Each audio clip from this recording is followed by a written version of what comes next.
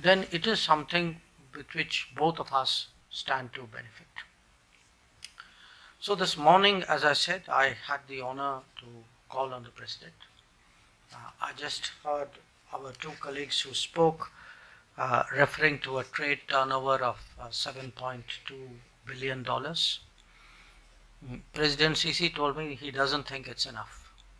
So he urged us saying, find ways of increasing it. And I know that is the thinking of my Prime Minister as well.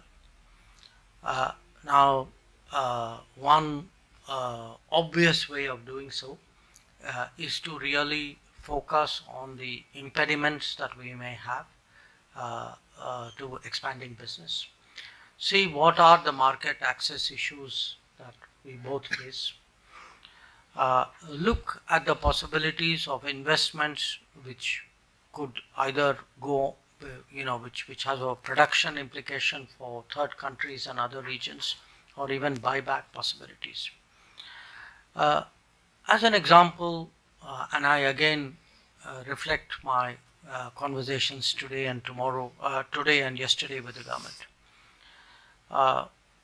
This year is the first year after a gap, or perhaps the first year ever, that Egypt has bought wheat from India. Unfortunately for us, it also turned out to be a difficult year weather-wise for agriculture, and therefore, while there were some fairly substantial initial supplies, it was not something we could continue. But there is a lesson in it, because there is a lesson that for Egypt, sourcing from India is de-risking a food supply which was otherwise very, very dependent on very narrow geographies. Let me give you the converse example. One of the big challenges today facing the world is actually security of fertilizer supply. On paper, maybe there are no obstacles to fertilizer trade. In reality, there are challenges. And to the extent there are reliable supplies which can be accessed on a predictable basis, that is something which directly contributes to food security for a country like India. So I'm giving you these two examples as two areas which can be unlocked really and can really be promoted for mutual benefit. But let me shift to something else. We have all gone through the COVID experience. There's not a single country in the world which has not been profoundly affected. But what it has done everywhere in the world is it has heightened health awareness and health expectations. That after COVID, our people are not prepared in any country to accept that governments are unable to respond to their health challenges, which means today the investment which every government in the world has to make in health has increased. That means today that if we are looking at efficiency of vaccine production, at the affordability of pharmaceutical production, at the distribution of medical devices production, these are really, I think, demands out there in the market which may not have existed this strongly 2 or 3 years ago. Or I will pick up on an example which was referred to right now, green hydrogen. Now, I spoke about climate change as a seriously disruptive factor.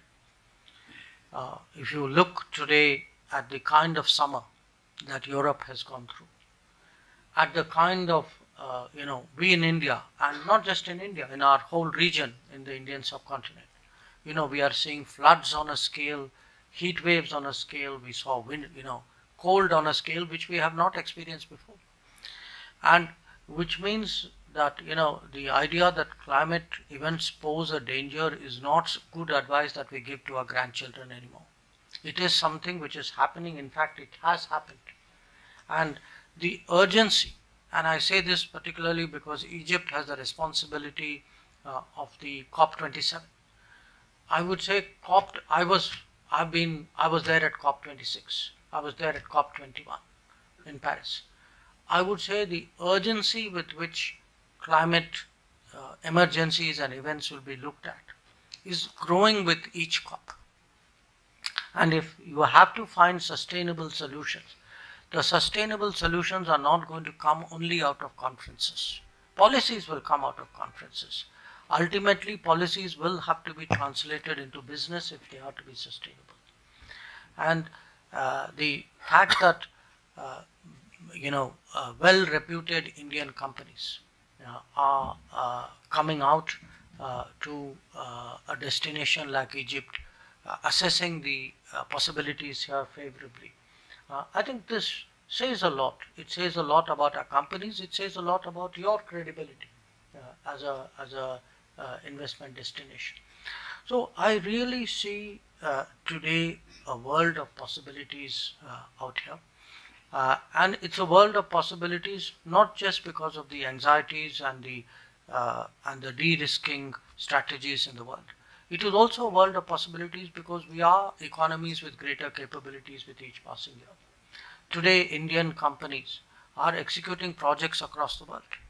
They would not have done those kinds of projects in that kind of scale 10 years ago. I would say, I go not just in our immediate region. Last month I was in Latin America, and I could see in Latin America, whether it was mining, whether it was power transmission, whether it was infrastructure building, whether it was actually oil prospecting. Our companies are present today even in far off destination. And in a globalized world, economies, the efficiencies of logistics have actually become so high that distances have actually shrunk. That the distance to execute a project, the distance to source resources and goods from faraway places, that has also is something which has changed. So I would suggest to all of you, ladies and gentlemen, that look at the world in terms of its very intense globalization, a globalization that carries huge opportunities but also has inherent risks, which must be addressed by like-minded countries, comfortable countries, getting together and doing more with each other, and looking to see where we have capacities that complement each other. And the responsibility of the governments obviously is to be supportive, is to create wherever possible the facilitative mechanisms. I know, for example, what I heard again in the last 2 days was inadequate air connectivity between our countries. I think it's a reasonable business demand, which we will have to find ways of addressing better. It's a responsibility of governments also to see where there are regulatory impediments. If there are, let us say in the pharmaceutical sector, registration procedures which are unnecessarily cumbersome, or in the energy field, again specifications which are in some way not sufficiently friendly to industry. I think it is important for us to address that. And my last point, I do feel that in a world which is moving towards a more knowledge-driven economy, the importance of human talent and skill, the weightage of that in the overall calculation will grow.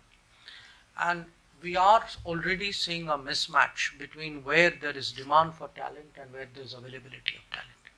We are also seeing a gap between the existence of talent and its coming up to its deployable level. So here we see international education and the preparation of a global workforce as something which offers a meeting point between India and Egypt. I was very pleased to learn that we already have at least one university from India which has agreed to set up a collaborative venture here. I'm very hopeful that we will get a few more, including some of our more prestigious technology institutions. So my message to you today is not just that India is open to business, but that India is specifically focused on working with Egypt to find uh, uh, uh, to see what difference we can make to our mutual benefit in the region at a global level. And I look forward to hearing your thoughts on that subject. We are at the moment, I can only share with you that because this is not a universal situation. After the COVID, not everybody has recovered to the same degree. Some countries, some economies, some people are perhaps a little more optimistic, some perhaps a little more cautious. We are at the more optimistic end of the spectrum. So there is a great appetite for doing business, not just at home but going abroad. So that is the message that I bring to you. I am once again very grateful for the opportunity to hear all of you, and I thank you for being here today.